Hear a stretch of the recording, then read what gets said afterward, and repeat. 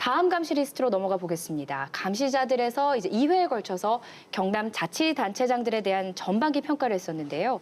이달 7월부터 전반기를 마무리하고 또 힘차게 후반기를 시작하는 곳이 있습니다. 바로 지방의회입니다.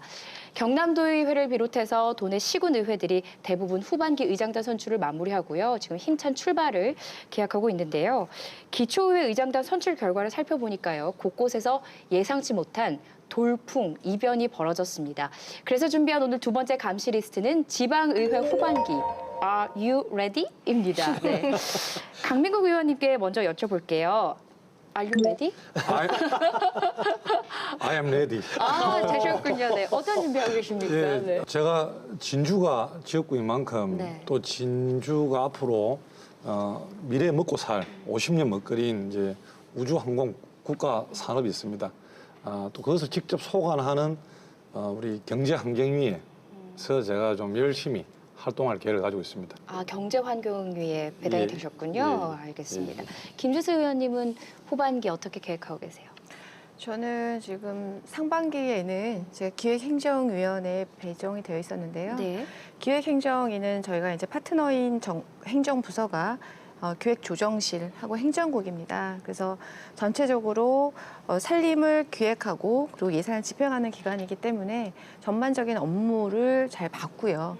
후반기에는 실제적으로 실무를 하는 상임에 좀 배치가 돼서 어떻게 이것이 구체화되는지 좀 활동을 하려고 하고 있습니다. 어디 배치되셨어요? 지금 교육위원회를 희망하고 있고요. 네. 예. 경남은 다행히 진보교육감님이 지금 당선돼서 활동을 하고 계시기 때문에 좀 코드를 맞춰서 경남에서 할 수 있는 우리 아이들을 위한 일이 무엇이 있을까 좀 고민하고 특히 이렇게 학교별로 같은 관내에 있으면도 편차가 너무 심한 이 학교별 차이에 대해서 좀 어떻게 하면 좀 이것을 편차 좀 좁혀나갈 수 있을까 이런 좀 고민을 하고 있습니다. 저는 궁금한 게 이 네. 상임위 배정은 어떤 방식으로 이루어지는 거예요? 왜냐하면 의원마다 가고 싶은 상임위가 다 있지 않을까요? 이제 의원님들이 각 또 지역을 대표하는 또 분들이고 또 독립된 권한을 가지고 있습니다. 치열하지 않으신가요? 네, 치열하죠. 그래서 치열하죠. 이제 그 외 지역의 또 대표로서 지역민의 목소리를 대변해야 될 입장이 있기 때문에 그러면 각 지역의 가장 현안 사업이 직결되는 그런 상임위를 선호하기 네. 마련이죠. 네. 그래서 상임위 배정권은 우리 의장님이 가지고 있습니다. 네. 오늘 후반기 지방의회를 전망을 해보고요. 또 앞으로의 과제를 짚어보는데 중점적으로 논의를 해볼까 합니다. 그러기 위해서는 이제 돌아온 길을 한번 평가를 해봐야 할 것 같은데요. 경남도의회 지난 전반기 의정 활동부터 평가를 해보겠습니다. 글쎄요, 후한 점수를 줄 수 있을지. 점수 매기기 유독 싫어하시는 분 여기 한 분 계세요. 한 번도 매기신 적이 없는 것 같아요. 김혜공 기자님 몇 점입니까? 오늘도 점수 저는 뭐 특히 뭐 사람이든 어떤 대상이든 숫자로 평가하는 걸 저는 수미안가로 가볼까요? 수미안가요? 네. 그것도 어떤 등급이기 때문에 교묘하게 등급이나 표현하시는데. 네. 특히나 지금 이 자리에서 조심스러운 게 네. 제가 도의에 대한 평가를 한다는 건 그 구성원으로 계신 의원님들도 맞아요. 해당이 되기 때문에 이 자리에 계시지 않습니까? 그래서 뭐 어떻다 뭐 이렇게 평가한다기보다는 그냥 자체 평가를 제가 좀 인용을 해볼게요. 그 도의회 그 전반기 자체 평가를 좀 소개를 해보면요. 지난 2년간 이제 제정하고 개정한 조례를 살펴보면 256건 중에 이제 서민 전유 교육 지원 조례가 있었고요. 또 1인 가구 노인 고독사 해결을 위한 홀로 사는 노인 공동거주 시설 지원 조례. 이쪽 의미가 있죠. 또 도의 민간 투자 사업에 대한 의회 견제 권한을 강화한 민간 투자 사업에 관한 조례 등 뭐 이러한 조례들을 주요 조례로 꼽았고요. 도교육청 행정사무조사 특위 활동도 의미 있게 평가하고 있는데요. 여기까지는 자체 평가고요. 네. 근데 실제 그 앞서 밝힌 대로 도민과 품격 있는 소통을 했는지는 좀 물음표가 달리기도 합니다. 예컨대 무상급식 문제로 홍역을 앓았을 때 제 역할을 못했다는 비판이 있었고요. 또 한때 뭐 거수기라는 비판도 있었죠. 새누리당이 대다수인 그 도의회가 홍 지사의 거수기 역할을 했다는 목소리도 한때 있었습니다. 네.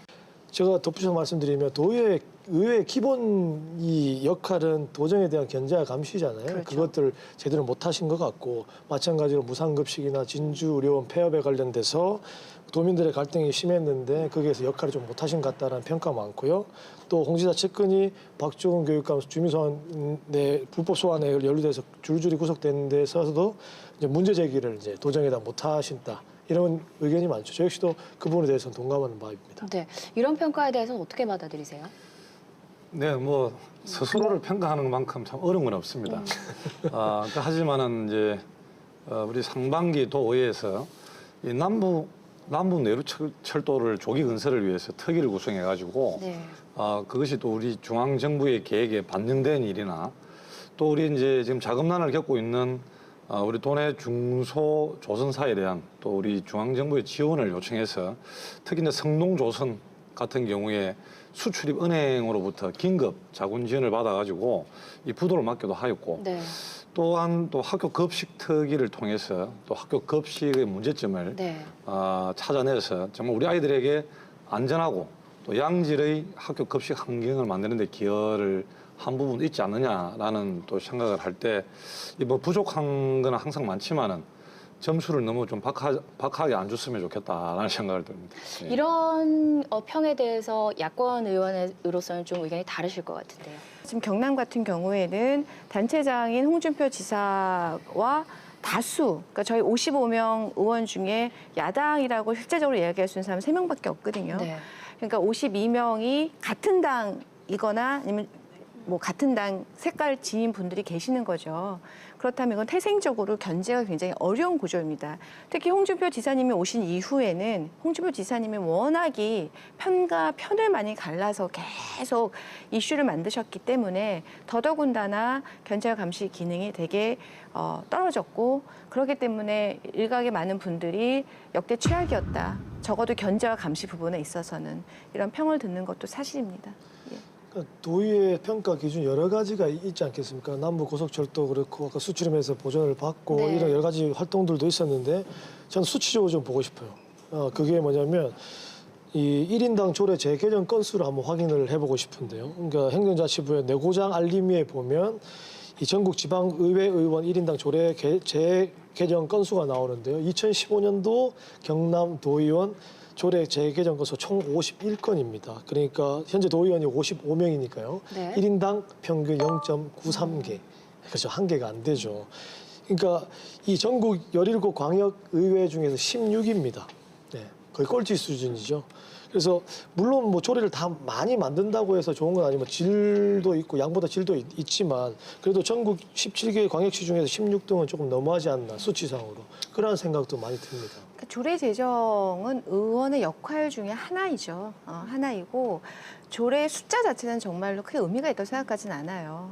왜냐하면 지금 조례가 거의 하위법이기 때문에 법령으로 네. 치면 조례의 사실 다수는 상위법이 모법이 바뀌어서 내지는 모법이 고쳐져서 저희가 그냥 자동으로 조례가 재개정되는 경우가 많습니다. 그게 다수이고요. 또 조례의 많은 부분이 또 그냥 선언적인 의미만 있는 것, 실제 별로 내용에 뭐 실생활에 어떤 영향을 끼친다기보다는 선언적인 것도 되게 많고요.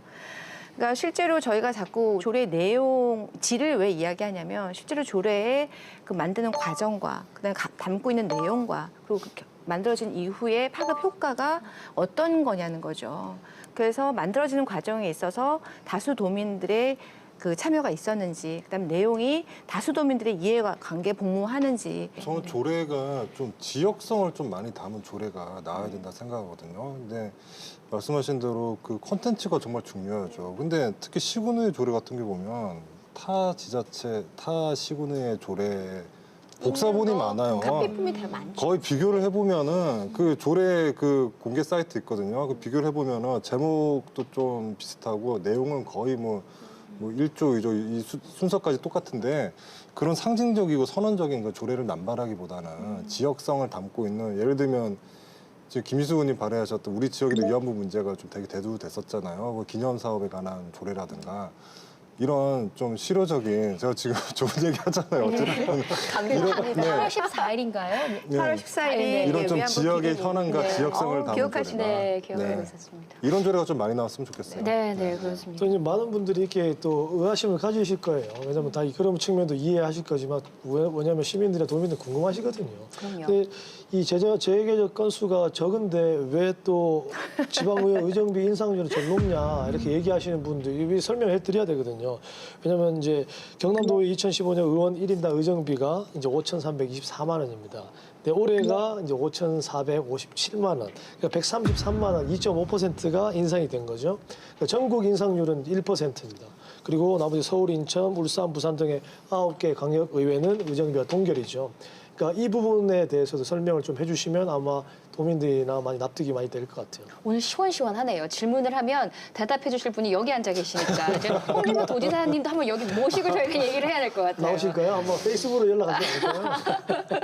네, 설명 좀 들어볼까요? 그 한 달을 보통 기준으로 이제 현재 우리 강력 의원들이 한 400만 원 네. 정도를 받고 있는데 뭐 지난해 인상된 것도 사실입니다. 그 어정비 이제 책정 과정에 대해서 좀 설명을 드려야 되는데 이 어정비가 이 두 가지로 항목을 나눕니다. 하나는 이 어정 활동비 그리고 이제 월정 수당액으로 나누는데 이 어정 활동비는 연간 1,800만 원으로 이 지방자치법 시행규칙에 이 규정이 되어 있습니다. 그리고 이제 인상률 올랐다는 것은 이제 월정 수당을 이야기하는 건데 이것이 이제 지자체별 기준액이 있습니다. 그 기준은 재정력 지수 그리고 네. 의원 한 명당 주민 수 등을 기준으로 하는데 이것도 사실은 이제 의회에서 올리는 것이 아닙니다. 이게 이제 어정비 심의위원회라고 있습니다. 네. 그리고 그 심의위원회는 이제 법조계 학계 시민단체가 구성되어 있고 그리고 이제 이걸 이 적정성과 투명성을 담보하기 위해서 이 지방선거 있는 해에 결정하고 다음 지방의회 선거가 있는 해까지 4년 동안 적용하도록 되어 있습니다. 그게 2014년에 결정한 것이 15년부터 18년 동안 적용되게 돼 있죠.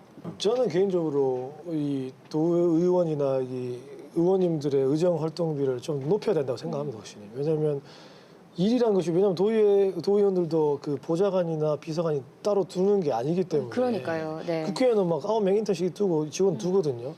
저도 사업을 하고 이 일을 해보지만 이런 도의원을 대표적으로 하시는 분들은 비저널이거든요. 비전을 제시하고 그에 대해서 맞는 것들을 정책 만들어내고 하시는 분들인데 그분들의 도와주는 서포터들이 없다고 한다면 일에 저는 질을 떨어뜨리고 본다 그러고 아까 재개정 건수도 얼마나 그 사학이 조정된 그런 것들을 열심히 하셨겠습니까? 그렇기 때문에 좀 보좌관이나 이런 것들을 더욱더 사용할 수 있는 그 비용을 살 수 있는 좀 더 높여줬으면 좋겠다는 생각은 개인적으로 생각이 있습니다. 우리 저 강기태 총장님이 오랜만에 정말 저 좋은 말씀 해주셨어요. 3일 만에 마음에 드는 걸 처음 나오니까요. 제가 조금 더 말씀을 오랜만에 마음에 드는 말씀. 처음이십니다. 그때까지 마음에 안 드시고. 아닙니다. 그 개인적으로 좋아하고 있습니다. 네. 그 대한민국 1년 예산이 380조가 조금 넘습니다. 그 380조 예산의 절반을 지방의회에서 심의 의결을 하고 있습니다. 경상남도와 교육청의 예산을 합치면 한 12조 정도가 됩니다. 사실 이 55명의 의원님들이 분담하고 있지만은 이 예산안에 있는 모든 사업을 이해하고 또 실태를 파악하는 데는 사실 현실적인 어려움이 있습니다. 이 예산안 심사뿐만 아니라 또 지역의 각종 행사가 있죠. 그러다 또 이제 의정 활동을 위해서 경상남도 전체를 이 혼자서 다녀야 되고 또 저녁에 술도 한잔 마실 수도 있고 그렇죠. 예, 또 운전을 할 때도 있고 한데 정말 이 혼자서 다 커버하기 어렵습니다. 그래서 이 강력 의원만큼은 저는 보좌관이나 너무 거창한 이름보다는 한 업무 보조자 한 명 정도는 필요하지 않나 개인적으로 생각을 하고 있습니다. 네. 지금 국회 보좌관이 총 9분이지 않습니까? 네. 4급이 2명이고 5급이 2명이고 6, 7, 9급 1명씩 하고 인턴 2명에서 총 9명이에요. 그 4급이 받는 임금이 보좌관입니다. 국회의원이 아니고요. 보좌관 4급 급여가 연간 7,700만 원이고요. 5급 보좌관 6,800, 6급 보좌관이 4,700입니다. 그런데 경상남도 의회 의원이 받는 급여가 5,300이니까 연간 실제로 저희가 받는 것은 국회의원 보좌관 6급보다 조금 더 받고 있는 거죠. 그래서 어떻게 생각하면 이게 그 일을 못해서 광역의원들이 그래서 그 국민들이 이 정도면 충분하다라고 얘기할 수도 있습니다. 그렇지만 사실은 이제 현업이 있는 의원인 경우 저도 마찬가지로 현업이 있었지만 현업을 포기하고 의회에 들어갈 때 이런 개인적인 경제적 고민을 상당히 많이 하는 것도 사실이에요. 근데 이제 뭐 이런 것들이 일을 하지 않는 의원이 더 많이 있기 때문에 그래도 니들 그 돈 받고 뭐 하노? 라는 이야기가 있기 때문에 얘기가 되겠지만 심각하게 우리가 이번 지방자치를 계속 지속할 건가 말 것인가를 고민한다면 만약에 지속한다고 한다면 여기 시정해야 됩니다. 그리고 아까 우리 보좌관 얘기하셨는데요. 저는 보좌관을 개인적으로 달라고 이야기도 안 할게요. 다만 지금 의회에 전문위원이 있습니다. 이 의회 전문위원들이 있는데 이 전문위원들을 누가 임명하냐면 도청의 도지사가 임명을 해요. 전문위원들이 하는 일은 뭔가요? 의원들 서포트하는 일을 하는 거죠. 네. 행정적으로. 그러니까 행정적으로. 그러니까 네. 이분들이 실제로는 의원들을 조례 입법을 그렇죠. 도와주기도 하고. 보좌하는 역할을 충분히 해낼 수 있음에도 불구하고 이분들은 기본적으로 도청에서 파견된 공무원이시고 언젠간 다시 도청으로 가십니다. 그러면은 구조적으로 봤을 때 이분들이 도에 왔을 때 의원들 적극 도와서 도청을 견제와 감시하는 걸 역할을 할 수 있을까요?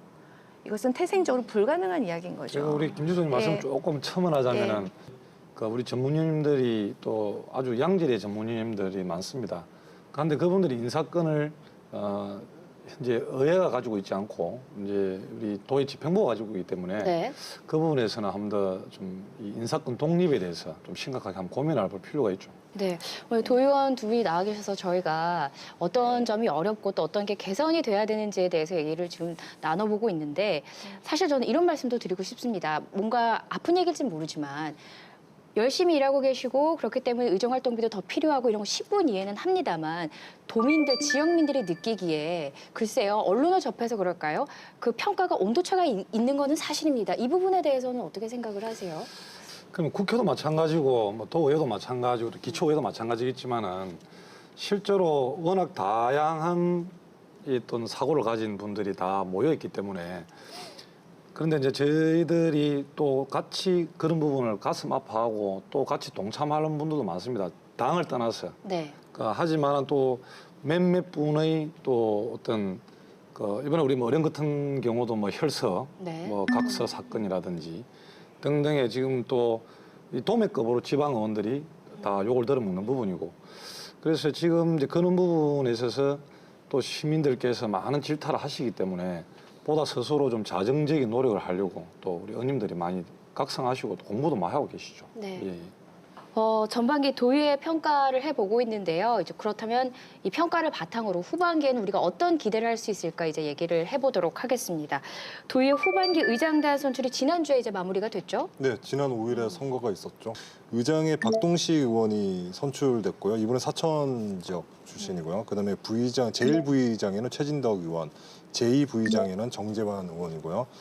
그다음에 이제 운영위원장에는 이제 상임위원장 중에 운영위원장에는 우리 잘 아시죠? 천연기 의원이 예, 이분 축하드리고요. 네. 기획행정위원장에는 이규상 의원이고요. 교육위원장에는 한영애 의원, 농해양수산위원장에는 예상원 의원이 당선이 됐고요. 경제환경위원장에는 정강식 의원, 건설소방위원장에는 김진부 의원, 문화복지위원장에는 이성애 의원이 이제 당선이 됐는데요. 대부분 당선자들은 이제 일부를 제외하고 40표를 다 넘어서 당선이 됐죠. 참 제가 방송을 하면서도 반성은 되지만 저희가 뭐 국회의원 누구 무슨 위원장 누구 하면 다 알잖아요. 국회에 계신 분들은 저희 지역과 상관도 없는데 근데 참 방금도 김용훈 기자가 상임위원장 뭐 설명해 주셨지만 참 낯선 이름들이다라는 생각이 들고 누군지 잘 모르겠다. 저부터도 그런 생각이 드니까 제가 감시자들을 하면서도 좀 관심을 가져야겠다. 정말로요.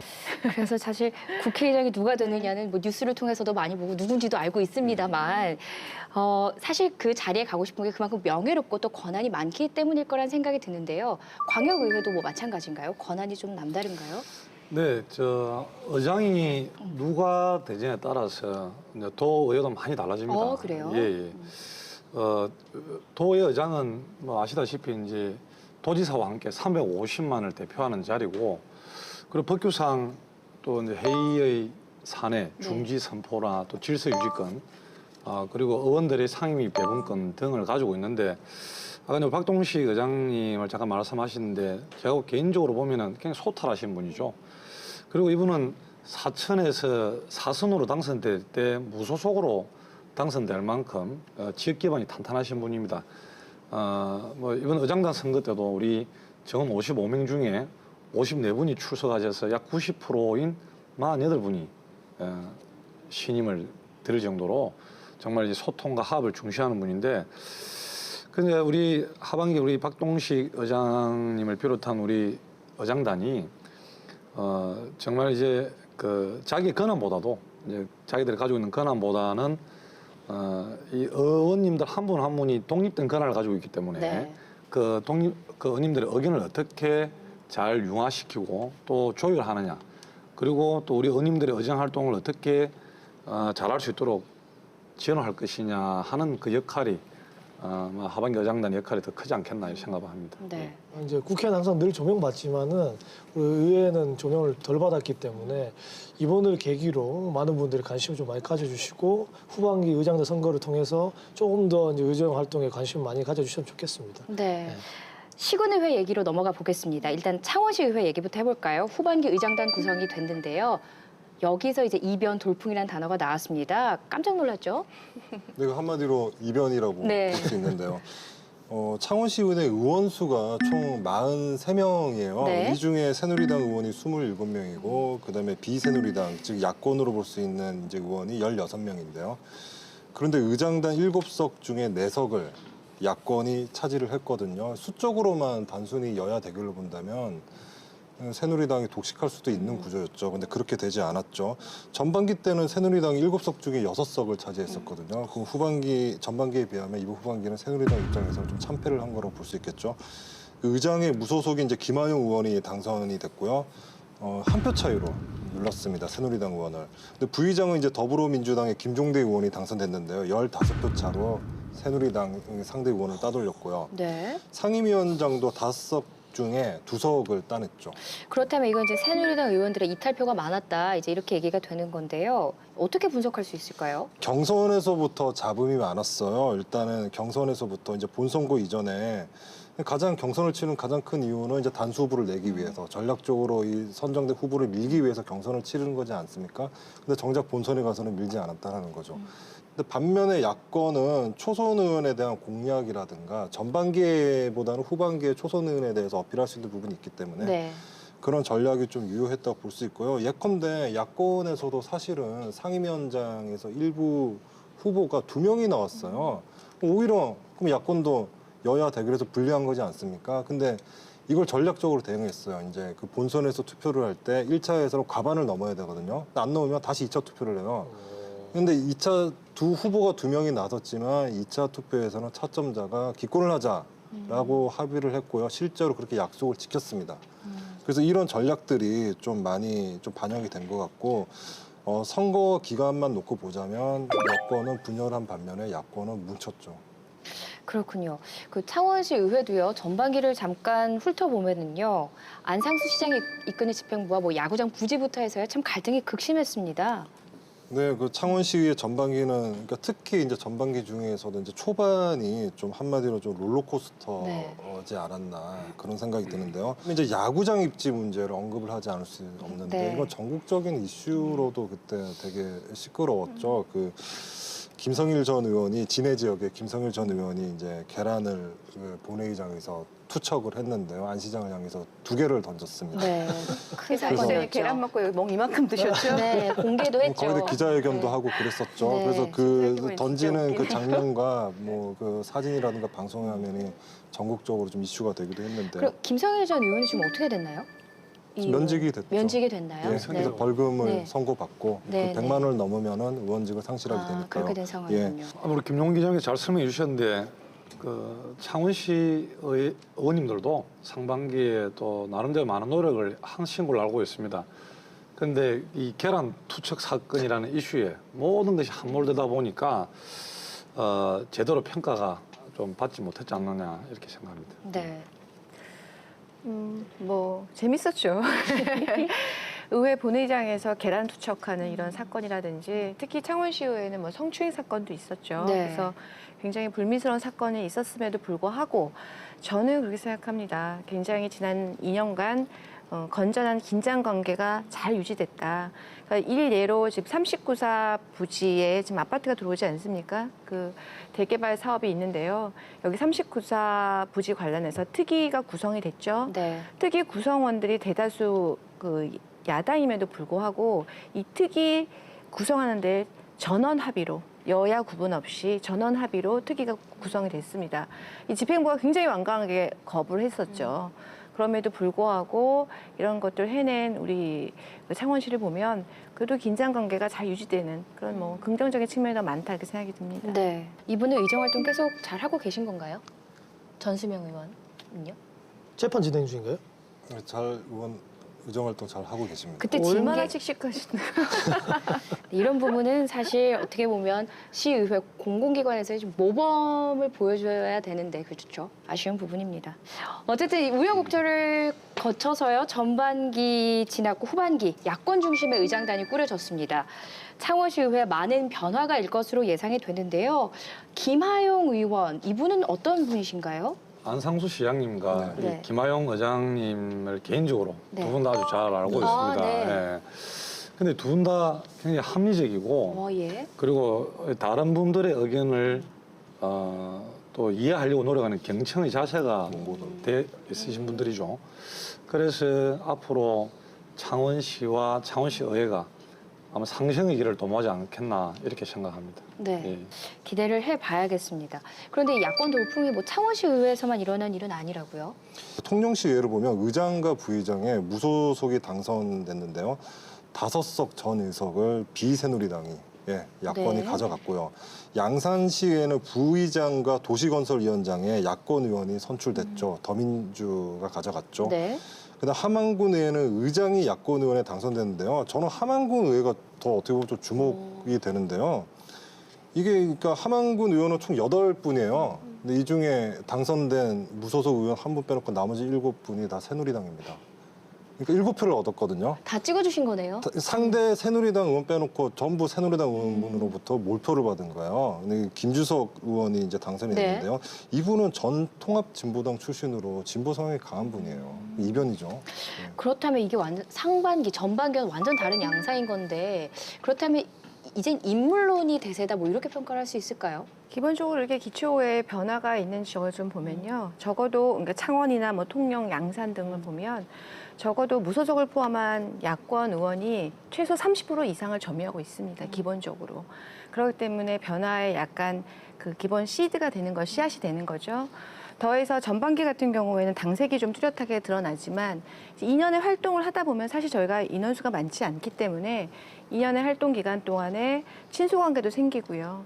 의정 활동을 통해서 평가라는 걸 하는 거죠. 적어도 이제 당을 다 떠나서 저 친구가 잘한다, 못한다. 그리고 그러면서 또 이제 의정 활동하는 사이에 갈등도 많이 생기고 그래서 이런 여러 가지가 작동되기 때문에 사실은 이제 후반기 때는 이런 변화가 가능한 거죠.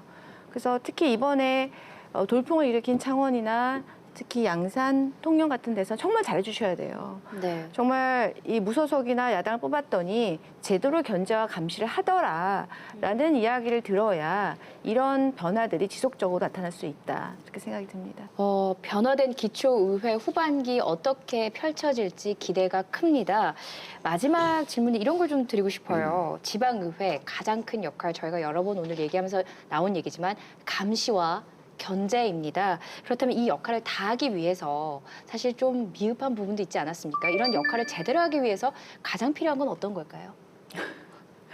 저희가 아이들은 꿈을 먹고 자란다 그러잖아요. 정치인은 시민들의 관심을 먹고 자랍니다. 그래서 이 관심을 주지 않으면 정치인들 삐뚤어질 수 있어요.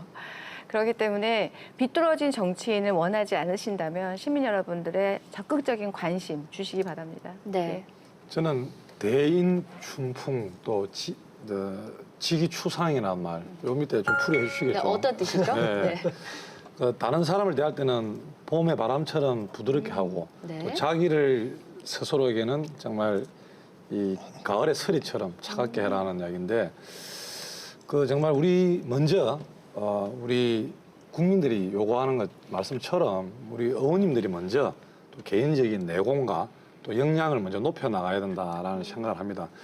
또 우리 의원님들이 활발한 의정 활동, 바른 의정 활동을 하기 위해서 제도적인 시스템도 좀 갖춰줘야 됩니다. 아까 그 부분이 말씀이 나왔던 이 최소 강력 의원에게는 뭐 보좌관이라는 거창한 이름보다도 또 업무를 보조할 수 있는 한 분 정도를 또 도입을 해주시거나 또 아까 말씀드렸다시피 의회 사무처의 또 인사권을 독립하는 또 이런 부분들은 장기적으로 또 검토를 해야 되지 않겠나 이렇게 생각합니다. 네. 의령군 의회의 선례를 보셨지 않습니까? 혈서각서를 쓰고요. 의장단 나눠먹기. 전반기에 내가 의장할 테니까 후반기에 내가 의장시켜주면 상임위원장 다 나눠줄게. 그리고 난 다음에 혈서각서 쓰고 2억 원 안 지키면 2억 원 내놔라. 뭐 이런 거 있죠. 이 군의회에서 얼마나 이 암묵적인 이 합종연행이 비일비재하겠습니까? 그럼 나눠먹고 그것들이 지역 이 토착 세력과 권력에서 건설업계 이런 거 다 여러 가지 이윤을 남기고 부정행위를 하지 않겠습니까? 그런 부분들의 구조를 만들어야 되고 그럼 시스템은 뭐 후보 등록제를 만든다든지 뭐 투명 투표를 한다든지 그런 시스템적인 것 갖추져 놓는다면 아마 우리는 자연스럽게 광역의회, 지방의회로 전해지지 않을까 그렇게 생각을 합니다. 네. 저는 최근에 그 이제 후반기 의장단 기초의회마다 의장단 선거를 좀 지켜보면서 느낀 게 파열음이 많이 있었거든요. 근데 이게 뭐 앞서 얘기했었지만 뭐 혈서를 쓰니 뭐 이거 혈서를 쓴 걸 보여주는 것도 그렇고 당시에 썼던 것도 그렇고 이게 지금 공적인 의회 내에서 이게 지금 벌어지는 일이 맞습니까? 그러니까 이게 갈등이라는 게 나쁜 건 아니죠. 갈등은 필요하죠. 근데 어떤 갈등이냐가 중요한 거예요. 어떤 목적으로 싸우느냐가 중요한 거거든요. 파벌의 이익을 위해서 싸울 것이 아니라 공공의 이익을 위해서 정책을 놓고 좀 치열하게 싸워야 되는데 그런 좀 생산적인 갈등을 좀 제발 좀 그런 게 모습을 보여줬으면 좋겠습니다. 네. 이런 비유가 어떨지 모르겠는데요. 국회의원이 다소 멀리 있는 백화점 같은 존재라면 지방의원은 우리 동네 가까운 시장 같은 그런 존재 아닐까요? 더 가까이서 좀 더 친숙하게 우리가 필요한 것을 제공해주고 또 가려운 것도 긁어줄 수 있는 사람. 그런 사람들이 지방의원이고 이런 지방의원들이 모인 곳이 지방의회입니다. 그래서 우리가 관심을 갖고 자주 찾아야 하는 곳 바로 지방의회일 텐데요. 후반기 지방의회 성패는 의원들의 몫인 동시에 우리들 감시자들의 몫이기도 합니다. 책임감을 갖고 저희도 끝까지 지켜보도록 하겠습니다. 여기서 우리 네 분의 대표 감시자분들과 인사 나누겠습니다. 오늘도 고맙습니다. 네, 감사합니다. 350만 도민 모두가 감시자가 되는 날까지 저희도 함께하겠습니다. 시청해주신 여러분 고맙습니다.